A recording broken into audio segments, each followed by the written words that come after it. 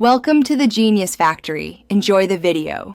In this video, I will explain how to make fried rice at home. First, ensure you use day-old cold rice. This prevents stickiness and gives you that perfect texture. Next, prepare all your ingredients by chopping vegetables like carrots and peas and any protein into small, uniform pieces. Having everything ready before you start cooking is key to a smooth and quick process.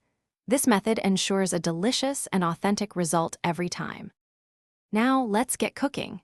Heat about 2 tablespoons of high smoke point oil in a large wok or skillet over high heat until it's shimmering.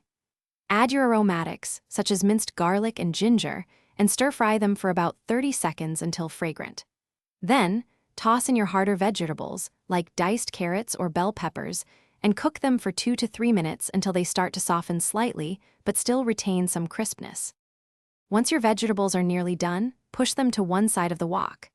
Add your cooked protein like scrambled egg, chicken, or shrimp and cook it briefly.